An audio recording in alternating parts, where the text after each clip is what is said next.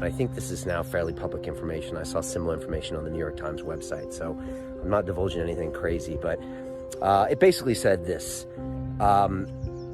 This whole concept of a containment of a virus is almost by definition ridiculously impossible. It just really won't happen. Possibly, if you would have got to this in 24 hours and literally cordoned off and maybe exterminated people in Wuhan, you might have been able to. But the way this thing is transmitted, it just goes. And so this whole idea of us trying to contain it, it's obviously futile. And we've seen these attempts be futile to contain it in America and Italy and all these other places. And it's just spreading and spreading. And of course, it spreads more, and there's more people infected, probably by a factor of 10 than we even know, because a lot of people don't show symptoms, etc.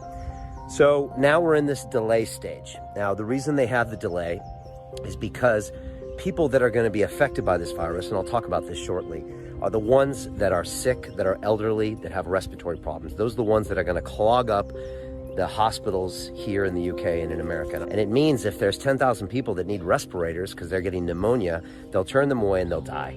If we can delay this, it spreads those cases out and they can handle that reality. So that's an understandable thing. But here is a fact that you need to get your head around.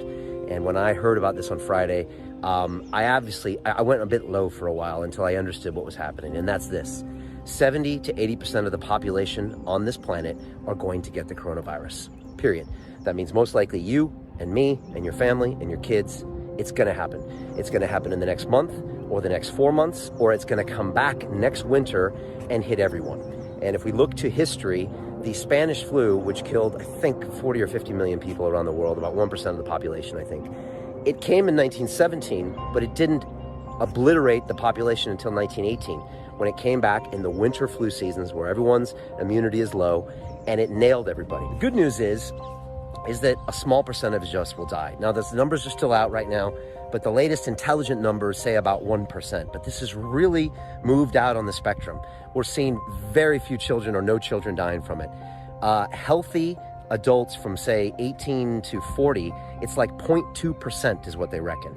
And then 50, 60 and over, it's like 10 to 15%, and anybody with respiratory issues. So those are the people that are going to die, and they're going to die, and it's going to be sad, and hundreds of thousands of people are going to die from this, and it's going to be those people. And that means you have to be careful around those people. We have to make sure they have beds. You need to stay away from elderly people, and you need to tell them to stay put and try to stay isolated. If you can, stay healthy, stop smoking. That's not going to help you. Sleep better, get your vitamins, get your healthy lifestyle up, eat better, stop drinking. There was a guy on Rogan that said the obesity epidemic in America is not going to do anyone any favors when it comes to their immune system. So take this stuff really seriously. It's really important to learn. I honestly think I'm 80 to 90% right, but I'm not a doctor. So please try to corroborate this with other people. But I hate living in fear and living in the unknown.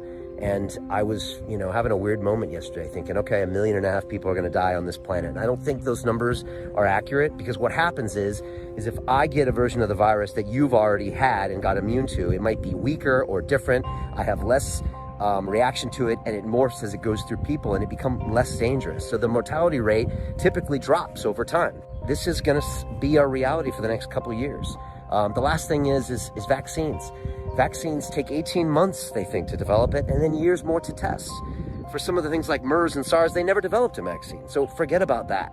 It's all going to be what humans have done for millions of years, which is to figure this out with our own systems. We're going to ride this thing out. It's going to be a new part of our reality.